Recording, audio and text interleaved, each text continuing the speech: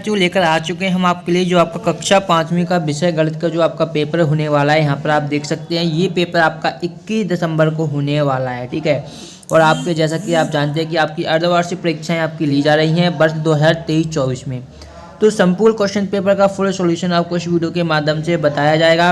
विद्यार्थियों, यदि आप भी पूर्णांक 60 में से 60 अंक लाना चाहते हैं तो इस वीडियो को आपको पूरा देखना होगा। समय आपका रहने वाला है 2.5 घंटे, यानी कि 2 घंटे 30 मिनट का आपका समय रहने वाला है, ठीक है। इस तरीके का पेपर आएगा आपका। जो पहले वर्कशीट टाइप का क्वेश्चन पेपर है वो नहीं आएगा। अब आपको क्या है, ऑब्जेक्टिव क्वेश्चन दिए जाएंगे और उनका आंसर आपको अपनी कॉपी में लिखना होगा। आपको कॉपी भी अलग से दी जाएगी, ठीक है। तो स्टार्ट करते हैं वीडियो को। ये है आपका कक्षा 5वीं विषय गणित का आपका अर्धवार्षिक पेपर जो कि आपका होने वाला है, ठीक है।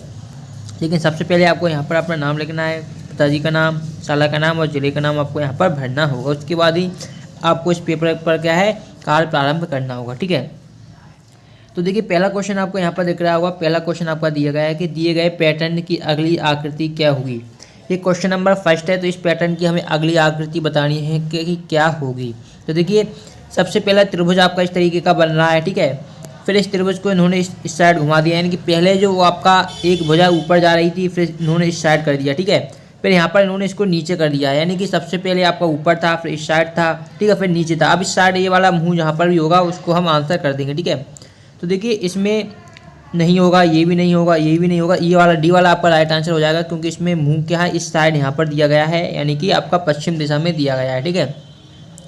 तो ये आपका डी वाला राइट आंसर हो जाएगा। अगला है मोबाइल फ़ोन की कीमत कितने रुपए है। तो देखिए यहाँ पर स्पष्ट लिखा हुआ है मोबाइल फ़ोन की कीमत कितने रुपए है। क्वेश्चन 2 है, तो यहाँ पर लिखा है, आपको देख भी पा रहे होंगे, यहाँ पर लिखा हुआ है आपका 5069, यानी कि 5069, यानी कि 5069 रुपये है। तो ये आपको देखिए 50 से 69 ये गलत नहीं होगा, ये नहीं होगा, 5069 ये भी नहीं होगा, 5069 रुपये तो आपका बी वाला राइट आंसर हो जाएगा, ठीक है। तो ये आपको बी वाला राइट आंसर आपको अपनी कॉपी में लिख लेना है कि कितना, 5069 रुपये, ये आपको अपनी कॉपी में लिखना होगा। फिर अगला क्वेश्चन आता है क्वेश्चन नंबर 3 जो कि आपका दिया गया था कि यहाँ पर 14, 58, 2 में 1000 के स्थान पर कौन सा अंक है। तो ये सभी आप जानते होंगे, मैं संख्या लिख लेता हूँ एक बार, 1, 4, 5, 8 और 2, ठीक है।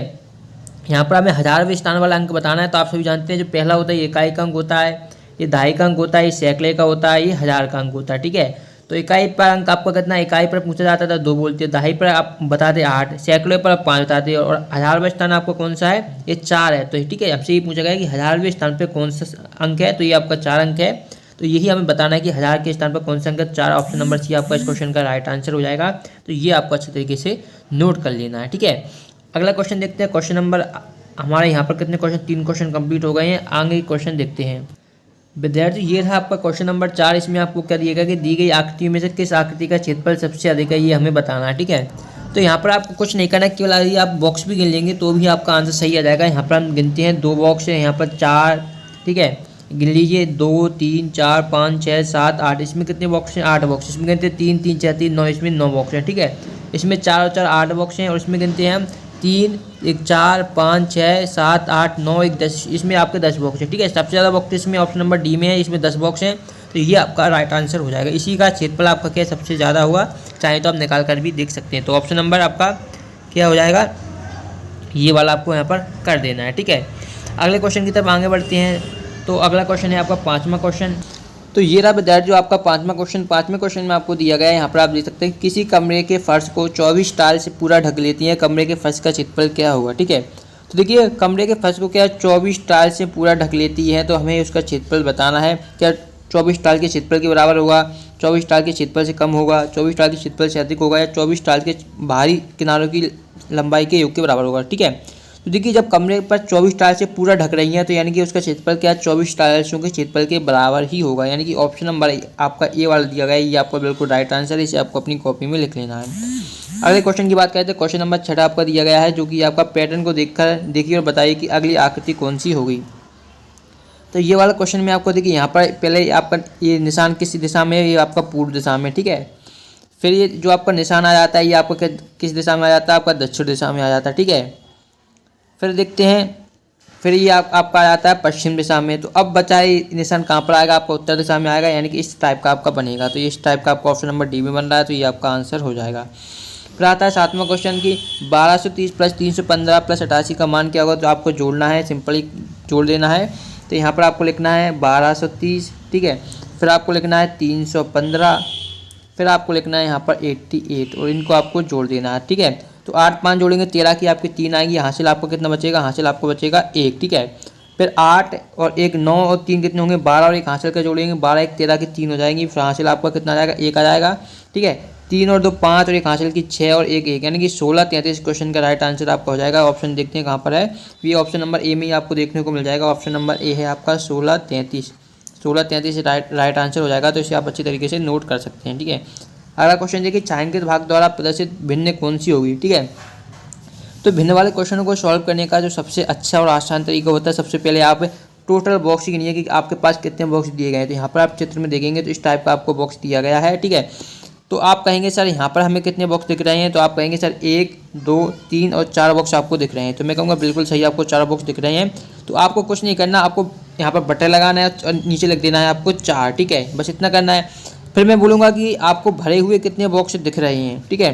तो स्टूडेंट देखेंगे आपका एक ये वाला बॉक्स भरा हुआ है, आप देखेंगे चित्र में, ठीक है।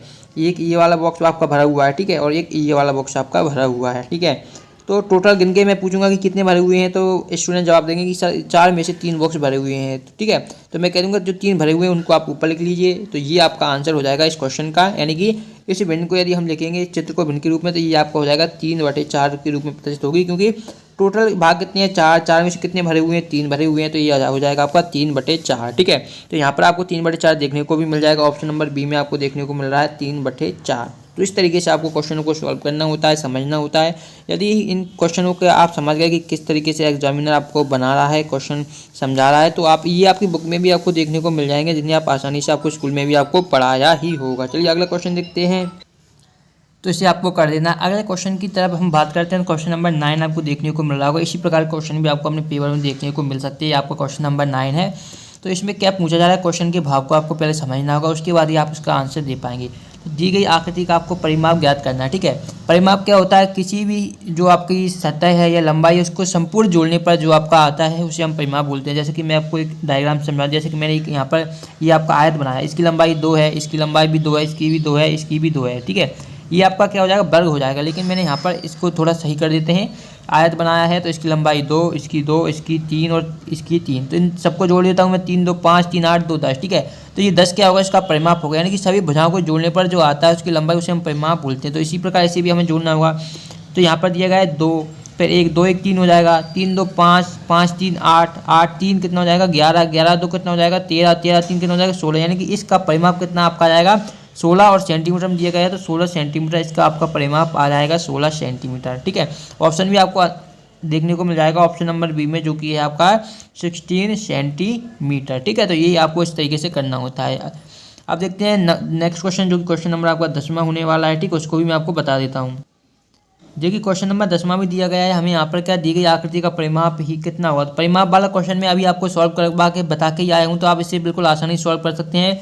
इसकी लंबाई 2 सेंटीमीटर है, ठीक है, और यहाँ पर इसकी लंबाई भी 2 सेंटीमीटर है। तो अब आपको क्या करना है, देखिए यहाँ पर 2 सेंटीमीटर है, ये 6 सेंटीमीटर है, तो सामने वाली भुजा भी आपकी 6 सेंटीमीटर होगी, ठीक है। और ये 2 सेंटीमीटर, तो ये वाली भुजा भी आपकी 2 सेंटीमीटर होगी। अब इनको जोड़िए, 6 और 6 आपका 12 हो जाएगा, 12 2 14, 2 16 और 2 18, टोटल कितना हो जाएगा आपका यहाँ पर 18 सेंटीमीटर हो जाएगा। ऑप्शन नंबर ए इसका राइट आंसर हो जाएगा। इसी तरीके से आपको सॉल्व करने हैं। तो मैंने 10 ऑब्जेक्टिव जो आपके आएंगे वो बता दिए हैं।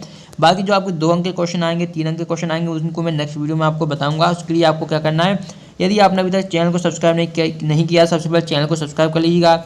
और इसकी पीडीएफ आप डाउनलोड कर पाएंगे। पीडीएफ डाउनलोड करने के लिए डिस्क्रिप्शन बॉक्स में आपको हमारे व्हाट्सएप ग्रुप की लिंक मिलेगी और हमारे टेलीग्राम ग्रुप की लिंक मिलेगी। तो इन ग्रुपों को आप ज्वाइन कर लीजिए, वहाँ पर इसकी पीडीएफ मिल जाएगी। और बाकी जो भी क्वेश्चन बताए जाते हैं वो आपको वहीं पर टेलीग्राम ग्रुप पर बताए जाते हैं। तो डिस्क्रिप्शन में लिंक जाकर जरूर ज्वाइन कर लीजिएगा। हम मिलेंगे नेक्स्ट वीडियो में। तब तक इस वीडियो को सभी दोस्तों के साथ शेयर कर दीजिएगा। पार्ट 2 की वीडियो बहुत जल्द आने वाली है, तो सब्सक्राइब करके रखिएगा चैनल। मिलते हैं नेक्स्ट वीडियो में। धन्यवाद।